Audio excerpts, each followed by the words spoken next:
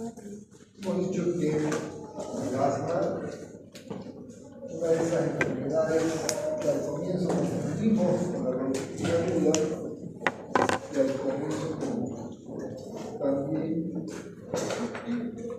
con el asma, porque ambos, cuando está comenzando,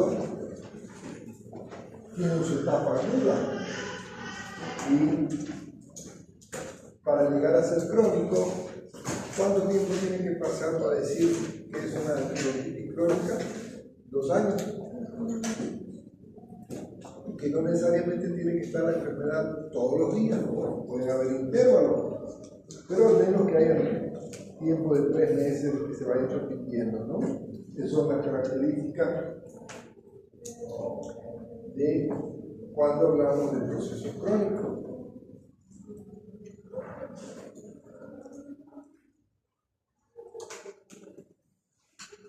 Hola, ¿se escucha?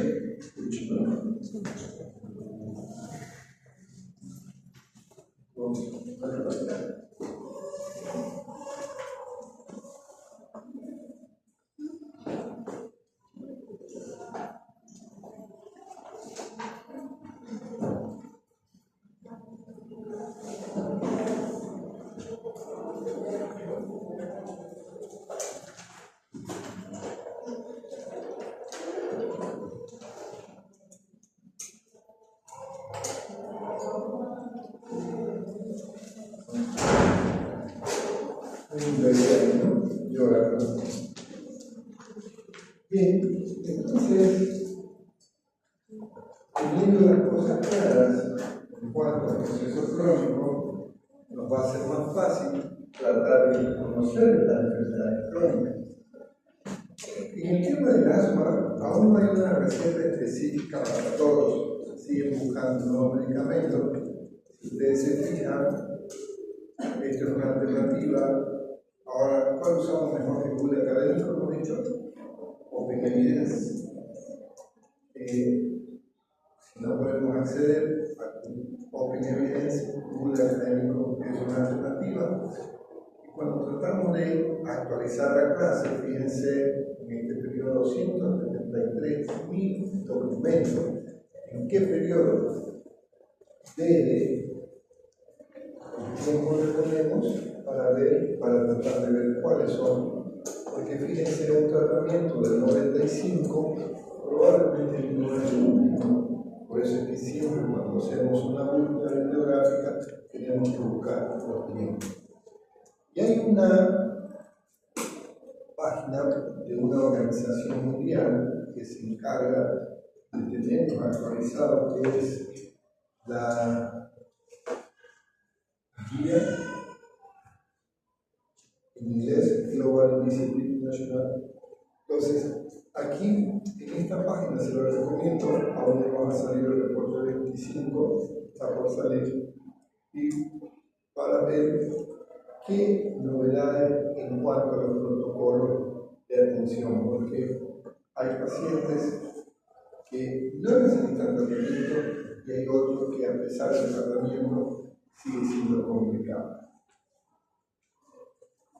Lamentablemente, esta enfermedad va en ascenso y se considera que una de las relaciones por lo que va en ascenso es el tema de los contaminantes ambientales.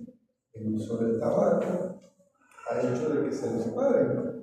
Y estos datos cada vez vamos viendo de que, a excepción de los lugares fríos, hay menor tasa. Y en Bolivia, lamentablemente, no podemos decir que no hay. Lo que pasa es que no tenemos datos estadísticos como para poder identificar cómo está. Pero sí la tendencia en América Latina es aumentar justamente la relación está debido a los contaminantes ambientales. Para tratar de comprender un poco esta enfermedad, existen diferentes clasificaciones. Y estas clasificaciones las vamos a utilizar ya sea para conocer su gravedad o para tratar de identificar su etiología o otras para el tema del pronóstico. Entonces, cuando hablamos de la clasificación, la clásica, que está basada en las manifestaciones tanto de día como de noche, que es la intermitente, persistente, crónica y atípica. Tenemos la intrínseca y la intrínseca, la biológica, la alérgica, porque hay una relación directa con el tema de alergia. La intrínseca tiene la característica que se presenta en edades tempranas. El asma es más frecuente en los niños y hay antecedentes de alergia en la familia. Atopía o alergia son sinónimos. Hay eczema o varios tipos de alergia en piel y podemos hacer pruebas cutáneas positivas con aumento de la inmunoglobulina. Entonces, básicamente, la intrínseca, decimos, es la que tiene de característica alérgica.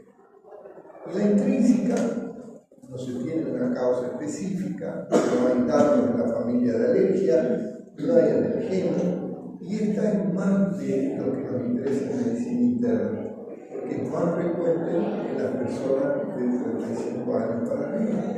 Esta es la que muchas veces se confunde con arma cardíaca, la paciente comienza a presentar clínica cardíaca, la confunden con el tema asmático, y de ahí, como antes se usaban muchos medicamentos que no sabían que tenían efecto cardiológico, se conocían como asma cardíaca.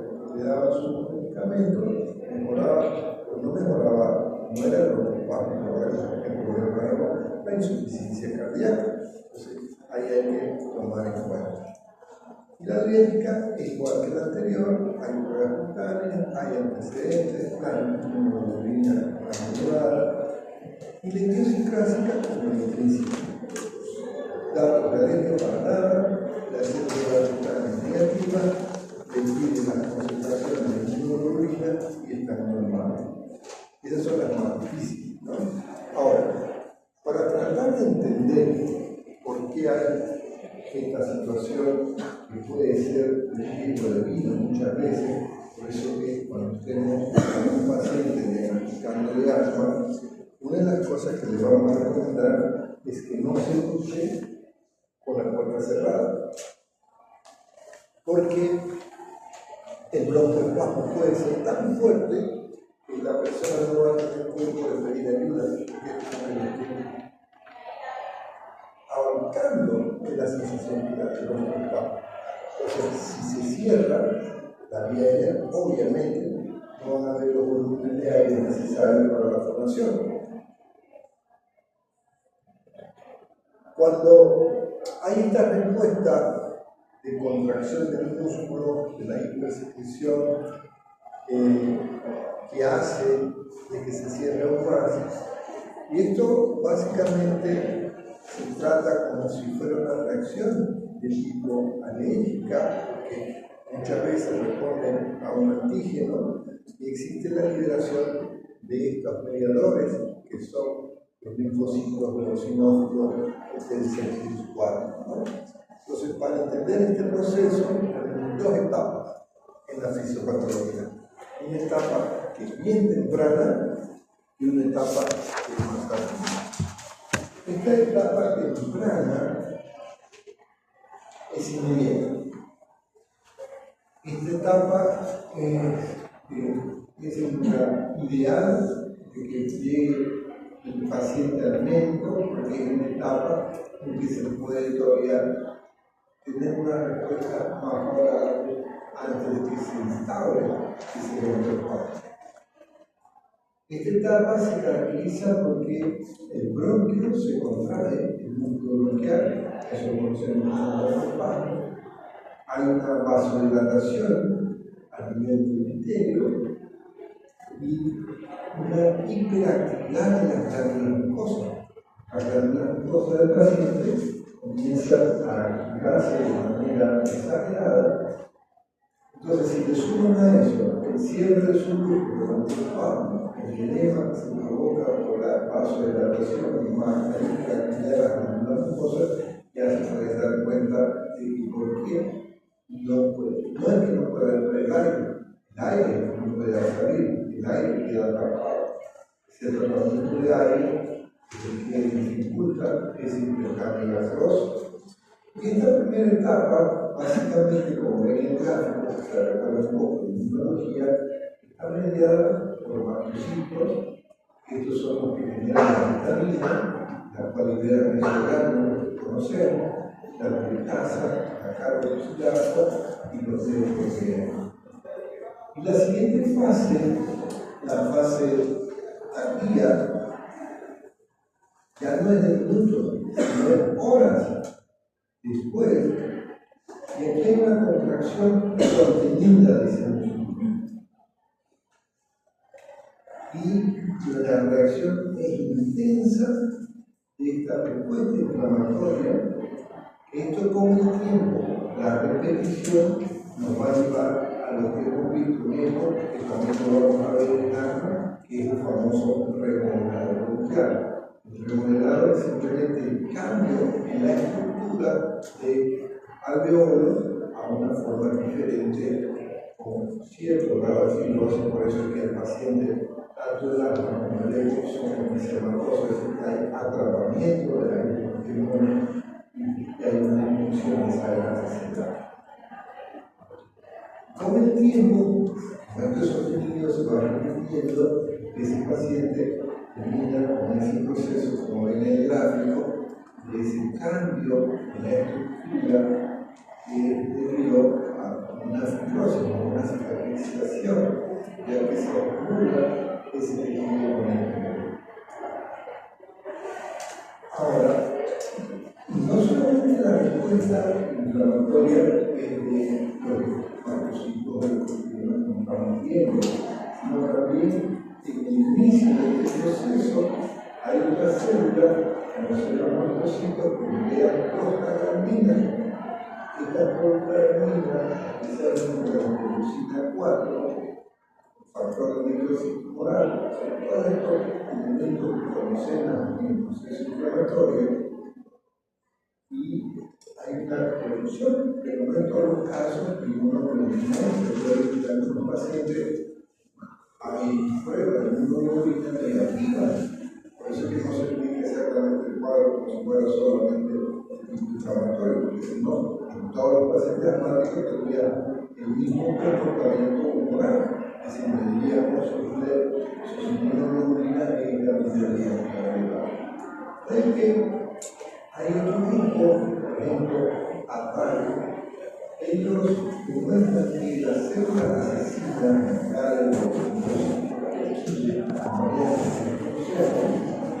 hay un incremento especialmente en los pacientes asmáticos, pero en pacientes con sobredosis también pueden darse la absorción. Hay que, cuando vemos esta característica de los linfocitos de Killer, 2/3 partes que se encuentran en el mismo plasmático expresan un receptor invariable. De ahí que cuando se encuentra este receptor se considera que está más frente a cuadros severos de asma, llegado a severo, pero no de trabajo. Entonces, tratando de comprender esta respuesta humoral, ustedes ven qué hace la histamina, esos gránulos que se están liberando por los macrociclos a nivel del aparato bronquial, no van a provocar el ojo espasmo y va a estimular las glándulas secretoras pulmonares. La sustancia de reacción lenta aumenta la contracción, la radicina la contracción, el factor P2A broncoconstricción, y encima tenemos un factor que libera el eosinófilo y esto hace convulsión. Por eso les decía que lo ideal para tratar de controlar una crisis asmática es tratar de encontrarlo y usar la medicación en la primera fase. Cuando ya está fase sostenida, vamos a ver en la práctica algunos pacientes que, a pesar de lo que tenemos ocupado con todos los tratamientos que quieran para el medicamento, igual sigue cerrado y cerrado. Ahora, ¿qué desencadena? No siempre lo saben. Hay pacientes que conocen que cuando van a cambiar el sur, ellos ya no quieren quitar el sur porque se les cierra. pacientes que cuando toman una aspirina, un interrogante o comen queso, saben que se les va a sacar el pecho. Eso pues son los más fáciles de detectar porque serían los más fáciles de poder controlar. Como el gramo evitando que comparado con el tiempo. Pero lamentablemente, no todos los pacientes asmáticos saben que esto. Muchos de estos elementos no son tan conocidos y en todo caso, la paciente, por ejemplo, sanó cuando se fue a vivir de vacaciones a San Juan. Hizo su cambio de trabajo de profesora porque aquí no lo queríamos controlar. Se fue de vacaciones, después de un tiempo que vino el doctor, ya no lo he buscado porque en San Juan no se me cierra el derecho. Algo hay en Santa Cruz.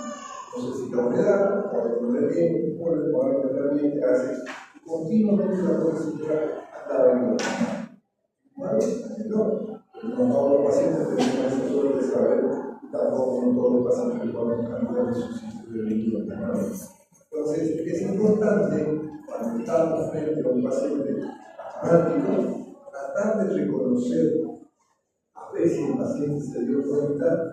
¿En qué momento siente que se le cierra el pecho? ¿En qué momento siente sus sibilancias?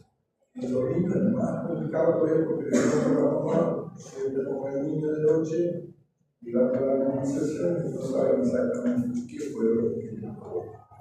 Entonces, todas estas características de sustancias que pueden estar en medio, ya sea relacionadas con él o con su trabajo, hay que considerarlo como un factor desencadenante. Porque si logra bloquear el factor que desencadena, ya veamos que el estímulo lo quita la medicina de la voluntad. Ese sería el ideal cuando lo podemos conocer. Otra de las características que se ve que tiene relación con el proceso inflamatorio bronquial son las infecciones de la infección. Hay un grupo de pacientes de que el único dato que tenían es que el niño tenía muchas infecciones respiratorias, que era como ese antecedente, y ya en mayores comienzan a desarrollar un cuadro bronquial asmático sin ningún otro factor que pueda afectar. Y algo que ustedes van a ver, que es común, que hay personas, lo detectamos en el colegio, porque el profesor nos trata de flow, que hacer ejercicio, no entiende como él no es médico, cada que hace actividad física esa persona, hay un incremento de la circulación, ese incremento circulatorio interno pareciera ser que incrementa la temperatura de esta zona y provoca un cuerpo. No hay relación con alguna sustancia, es simplemente la actividad física. Cuando reconocemos esto, es más fácil decirle al paciente que no debe de hacer su actividad, pero sí, antes de iniciar su actividad, vamos a utilizar un medicamento que trate de bloquear esa respuesta inflamatoria. Entonces, en esto, cuando lo conocemos, es más fácil de poder recordar. Y en resumen, la fisiopatología, si ustedes se ubican con ese cuadrito de Barrera, aquí está muy bien explicado por qué hay disminución de la luz. Tenemos todas estas sustancias que van a liberar, que provocan una broncoconstricción, más el incremento de las glándulas mucosas que pueden disminuir la luz, vamos a terminar con una obstrucción de la vía. De ahí la importancia de tratar de determinar qué características tenemos y si logramos reconocer cualquier sustancia que provoque esta actividad, pues ya tenemos un 80-90% de éxito en el tratamiento. ¿Cómo se presenta un paciente asmático? Primero, tenemos que recordar que existen diferentes variables. Podemos tener pacientes que son autolimitados, es decir, que ellos saben que le viene su crisis porque siente que le cierra un poquito el pecho nada más y le pasa solito, por reposo o estar con la enfermedad. En cambio hay otros que no les da tiempo ni siquiera ir al médico. Los papás tan severos que fallecen. Ahí que siempre debemos estar atentos cuando hay la sospecha en un cuadro, porque para poder saber que es asmático, primero tiene que haber un proceso paroxístico, es decir, que le venga el cuadro a repetición. Recuerden que son enfermedades crónicas, que todo proceso crónico tiene su rehabilitación, por supuesto. Entonces, dependiendo de la gravedad del paciente, a veces el broncoespasmo es tan severo que la clínica principal del paciente va a ser disnea. Lo primero que el paciente presenta porque es inmediato, para que se le cierre y se dé cuenta. Entonces, esa disnea la vamos a ver también relacionada con las características de la fonación.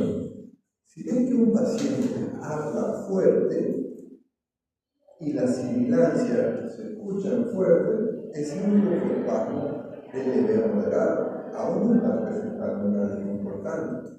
Pero si el paciente está con disnea, apenas se le escucha la voz, obviamente la sibilancia casi no la vamos a escuchar. ¿Por qué el broncoespasmo es severo? Para que haya fonación tiene que haber un luz. Para que pase algo, si no pasa algo, no va a haber esa fonación.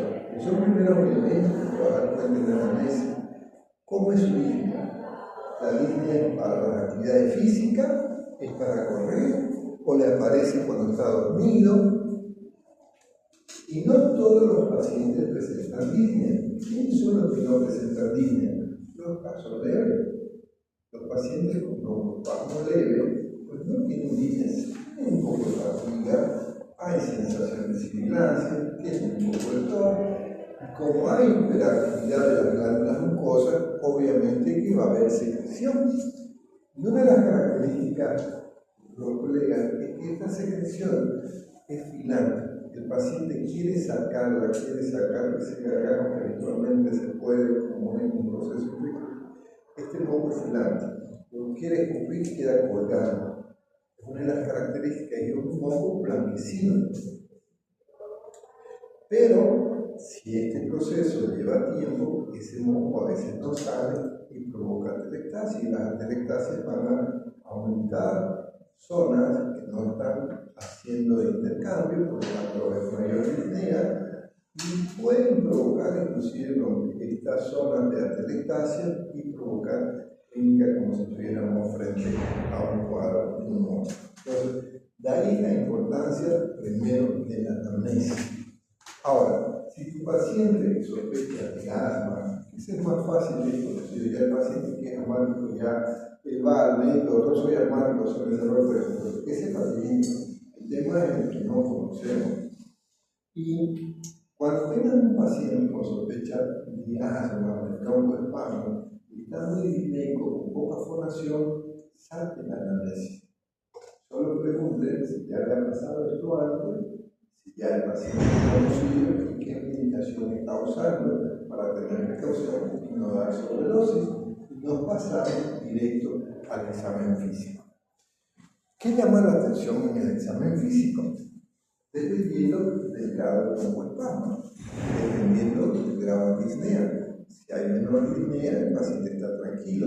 Si la disnea es importante, vamos a tener un paciente quieto, con sensaciones de fatiga. Imagínate una persona que quiere respirar y no puede, y está con toda esa activación de liberación de catecolamina por el miedo. Vamos a ver que la frecuencia respiratoria está incrementada. Y si hay disnea con taquipnea, siempre busquen signos de cianosis, es decir, la coloración azulada de las uñas, de los lóbulos de la oreja, el lóbulo de la nariz, de los labios, y además las características de esfuerzo respiratorio. Mientras está mirando el paciente, hay un dato que les va a indicar si el cuadro es muy crónico, que es la característica de la forma del tórax. El tórax es el tórax, famoso tórax sematosis. Otra de las cosas que tienen que ver cuando ven esta característica de sospecha de un paciente asmático es si hay expansividad o no hay expansividad. Cuando los bronquios están cerrados, los alveolos están llenos de aire, por lo tanto van a tener un tórax lleno, pero con poca expansibilidad. No le entra ahí. Entonces no puede ver eso. Cuando me trae, no vemos ese movimiento, simplemente vemos algo. Ese es otro lado a la inflexión que te orienta, y unas características que te orienta del cuadro crónico son los famosos signos de acropagia, es decir, los dedos en paralelo del tambor y las uñas en medio del reloj. Entonces, cuando te ven esos datos, ya vos te complica un poco más, ¿no? Porque sabes que ese paciente asmático, por un lado, uno dice, es un asma que se controla porque todavía está vivo, que va a llegar a signos y otra cosa. Los cuadros severos a veces no llegan a vivir tanto. Y luego, a la palpación, cómo están esas vibraciones vocales. Mientras más rojo el pango, menos vibraciones vocales. Díganme entender y la van a percibir. Las vibraciones están relacionadas con la fonación. Recuerden, mientras más fuerte la fonación, la voz, más vibración. Mientras menos fonación, las vibraciones casi no las vamos a sentir. Ahí podemos dudar, ¿será que estamos dentro del nervio vertebral o estamos en cuál es la diferencia en la percusión? La percusión en etapas tempranas va a tener una percusión normal. En etapas avanzadas, donde ya hay el sector acrofisematoso, hay una característica, va a ser la hipersonoridad. Y a la pulsación que encontramos, la famosa sibilancia. Aquí un dato importante, los colegas, es que tienen que tratar de reconocer el momento de la sibilancia. La bronquitis aguda realmente son sibilancias tanto inspiratorias como expiratorias. Pero en la bronquitis asmática, una de sus características, buenas noches, es expiratoria. ¿Sí? No es exclusivo, no es patognomónico como el cope que en el sarampión, pero sí nos orienta mucho. Cuando le suena más el pecho, al meter aire o al salir. Busquemos esa posibilidad. Y dependiendo en etapas muy avanzadas, ya hay demasiado tratamiento, hay intercambio. Ese intercambio puede llevar a cirrosis respiratoria, pero también alteraciones del rendimiento del dióxido de carbono o alteraciones neurológicas. Entonces, todo depende en qué momento está. Si tu paciente comienza a presentar fiebre, probablemente tenga un cuadro sobreagregado, ya sea un saco de moco, obstruido la vía aérea, y esta zona hizo una atelectasia y esa atelectasia se está comportando como una neumonía. O bien hay un proceso como ya cuando el cuadro evolucionado, el sistema inmunológico pulmonar ya no actúa de la misma manera, entonces fácilmente podemos colonizar y desarrollar la neumonía. Pero normalmente la crisis asmática no presenta fiebre. La presencia de fiebre nos muestra la posibilidad de que haya otro elemento que sea desencadenado en este problema. Recuerden, en la primera etapa, en los primeros momentos, no hay expectoración.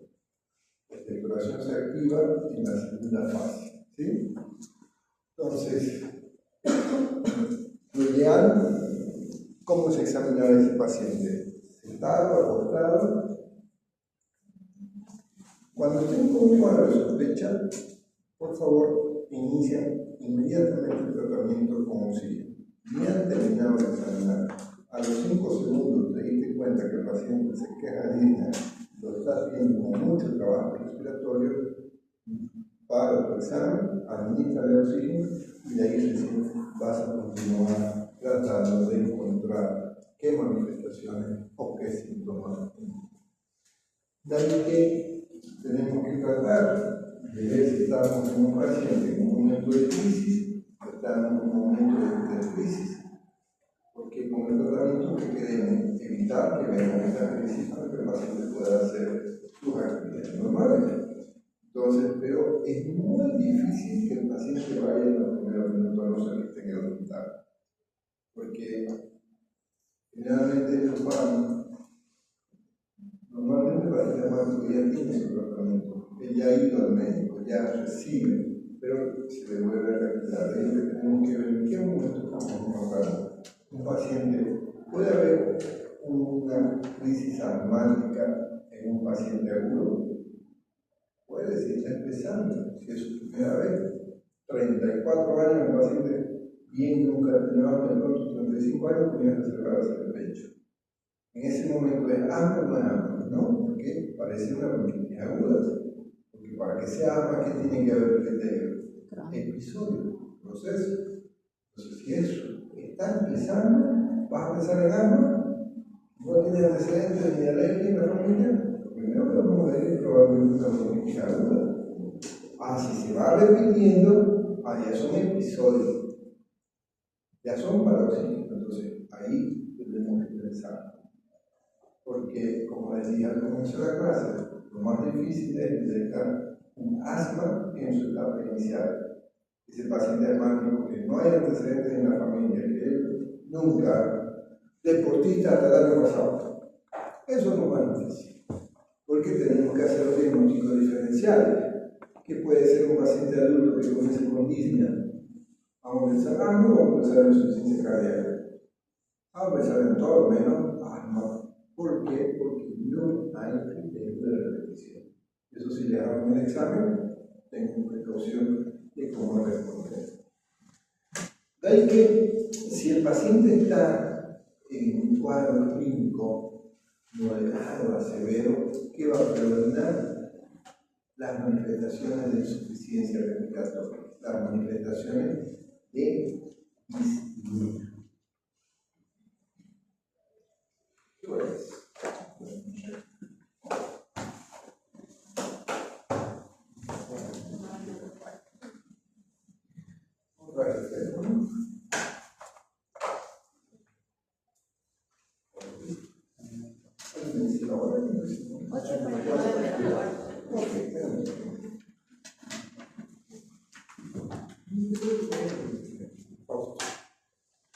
ok, entonces, ante la sospecha clínica, tenemos que tratar de confirmar. Para confirmar si estamos frente a un paciente con asma, vamos a tener que pedir una prueba de espirometría. Y la espirometría con la prueba del broncodilatador. Esta prueba puede salirte normal, por si acaso. Y vas a tener que irritar con metacolina si tú clínicamente consideras que es. Y otras pruebas que vamos a ver para ver cómo está respondiendo ese broncoespasmo es como el famoso peak flow. Peak de inglés, pico, flow, medidor de flujo de aire.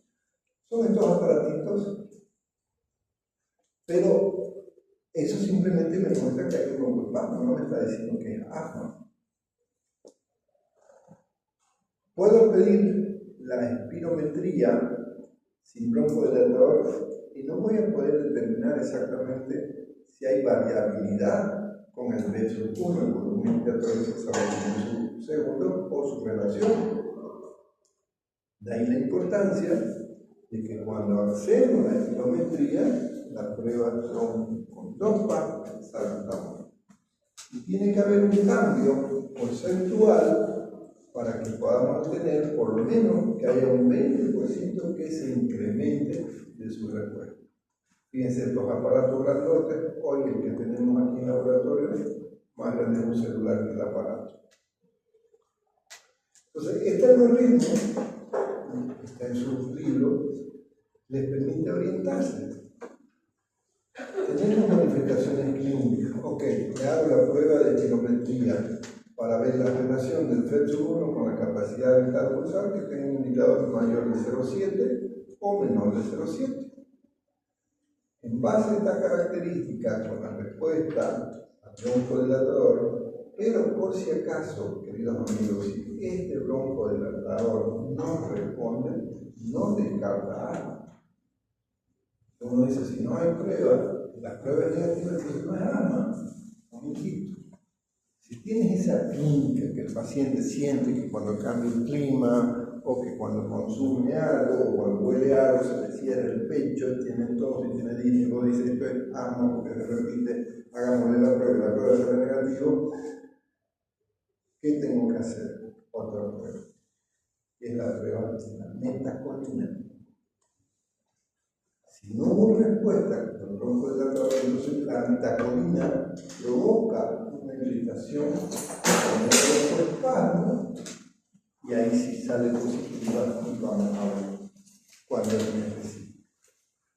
Metacolina, recuerden. Una vez que tenemos definido de que tenemos un paciente con clínica de tos, de línea, sibilancia, que son paroxísticos, son episódicos, la prueba de espirometría en el bronco positiva, ahí podemos sellar, señor, señora, señorita, el diagnóstico que usted tiene es un asma. Y este asma, vamos a ver cómo lo tratamos. Que no siempre es tan simple ni es tan fácil. Algunos, ni un medicamento, hay otros 4 medicamentos y tampoco lo podemos resolver. Estos aparatitos deberían tener en su consultorio. Hay desde estos más simples, 20 pesos, a estos digitales, 200 dólares. Hacen lo mismo, pero ¿cuál es más útil para tu consultorio? Siempre a la gente le gusta lo electrónico. Eso es un poquito a ese doctor que visita. Al inicio soplar con un aparatito. Entonces, a veces hay que jugar un poco con la psicología de los pacientes, invirtiendo un poquito en equipo para que ellos crean que esos equipos hacen la diferencia. Y este medidor del flujo del pico lo tenemos que sacar para ver si está respondiendo al tratamiento. Es decir, viene el consultorio, le hago soplar, anoto cuánto está, le hago su nebulización o le doy supraradilatador a los 5, a los 10, a los 15 y a los 20 minutos, voy viendo. Si hay diferencia, significa que mi tratamiento está siendo efectivo. Esta otra institución, que es la YEMA, recuerden que una es la GINA y otra es la YEMA, no es lo mismo. ¿Qué era la GINA? Global Initiative, la Asociación Internacional. La YEMA es la guía española. Uno es más norteamericano y el otro más europeo. Pero entre las dos uno comienza a revisar y los protocolos son muy similares, casi no hay mucha diferencia. ¿Por qué se los pongo el de la GEMA y no el de la China? Porque la mayoría de ustedes hablan español y la China les queda un poquito de conflicto cuando se lo pongo en inglés, aunque lo vengo obligando a que todo médico tiene que aprender inglés. Ok, en base a esta clasificación les ayuda para ver que es un paciente que está en un cuadro medio, moderado o severo. Pero aquí necesitamos dos variables. Una, la clínica, la que tenemos con el paciente, y la otra, lo que te da la espirometría. Para usar la clasificación de la PIMA, para ver el grado de severidad, pregunto un examen, que utilizamos dos herramientas. La parte clínica y los resultados de una espirometría. Con esos resultados, nosotros vamos a poder decir si se trata de una intermitente, una persistente leve, persistente moderada o persistente grave. Basándonos en qué? En sus manifestaciones diarias y nocturnas, más cómo salen los resultados de la espirometría. Un caso persistente grave significa que el paciente tiene tanto síntomas diurnos como nocturnos y su espirometría nos muestra el flujo respiratorio forzado del primer segundo por debajo del 60% con una variabilidad mayor al 30%. Aquí no hay duda. Pero yo no necesito esto para decir que el paciente es grave, persistente, porque el tema persistente es que se va repitiendo. Y el tema grave es que nos basamos en la diseña. Esa es la clínica, no se compliquen. Si ustedes no tienen acceso a una espirometría con una buena clínica, pueden determinar qué tan grave está tu paciente. Basta que esté con una línea importante con signos de cianosis, es paciente grave. Lo mando a una unidad de terapia intensiva o un hospital que por lo menos tenga un ventilador, por si no se puede resolver el cuadro. La gasometría no es para el diagnóstico del asma, por favor. La gasometría es para mostrarnos cómo es ese intercambio y de alguna manera orientarnos en los cambios metabólicos que están ocurriendo por esta alteración de los microorganismos. El incremento del dióxido de carbono nos preocupa porque nos va a llevar a una acidosis respiratoria. En el asma no solamente voy a mirar cómo está el intercambio de oxígeno, porque con eso mido por la PaO2, presión arterial de oxígeno, y ese tiene que estar por arriba de 85, ¿no? Pero cuando tenemos el CO2, ahí estamos hablando del proceso de acción. Y hay demasiado tratamiento, no hay posibilidad de eliminar ese CO2 lo estamos acumulando y lo vamos a ir viendo los resultados. Y también la gasometría nos va a permitir para ver cómo está la respuesta del paciente.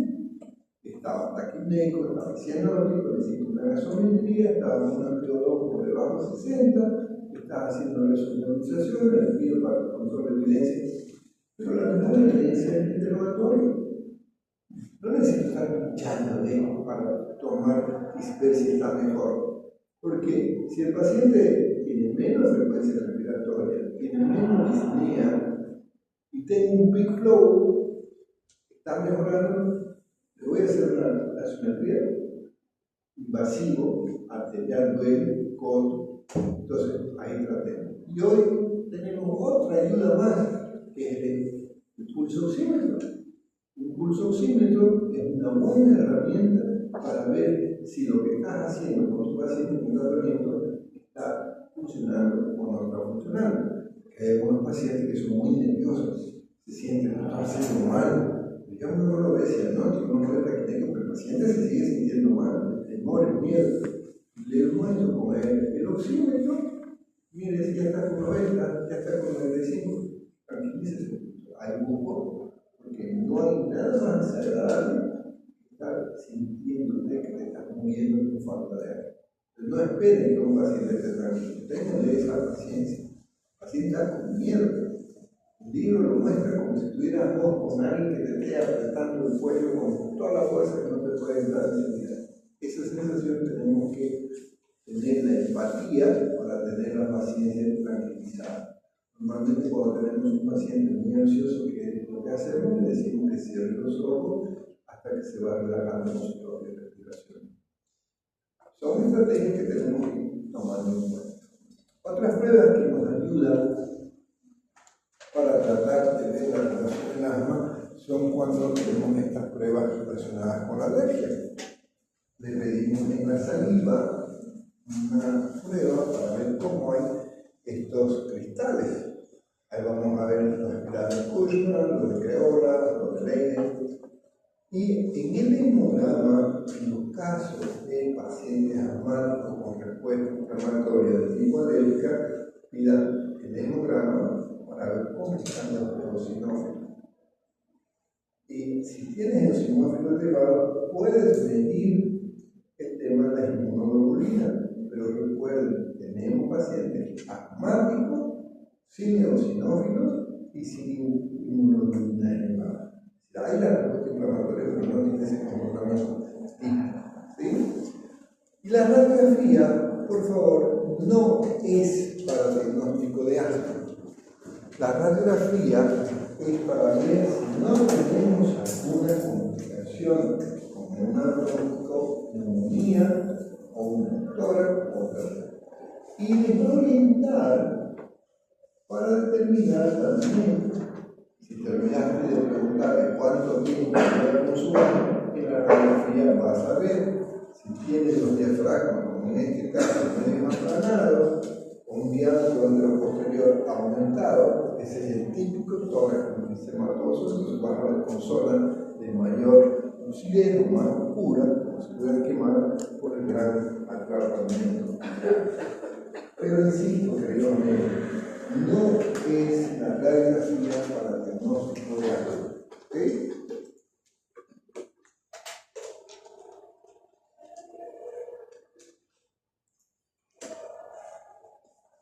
Existen otras pruebas, como los marcadores de inflamación, que no los tenemos de rutina, por ejemplo, el pulsiclucido o el óxido nítrico o el condensado de aire. No son pruebas que las pedimos de rutina porque no hay, son más para estudios que lo podemos hacer como de respuesta o de investigación.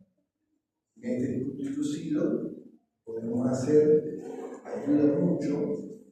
Y aquí lo único que tenemos que tratar de ver, después de haber estimulado, qué cantidad de eosinófilos tenemos.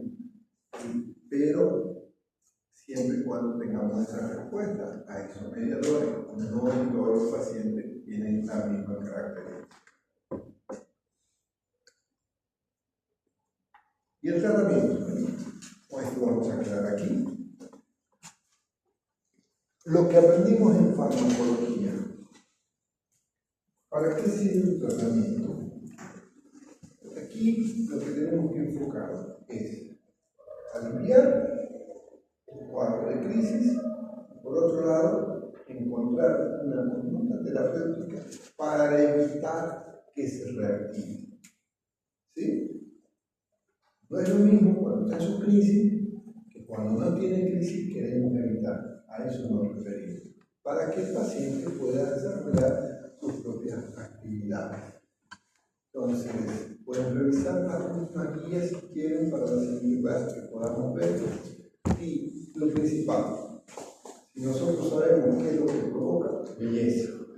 Es un perfume, no me puedo usar ese perfume. Es el cigarro, no me puedo comprar el perfume. Es el sur, me voy a un lugar donde no haya sur. Si se puede. Por eso se habla de evitar la sensibilización.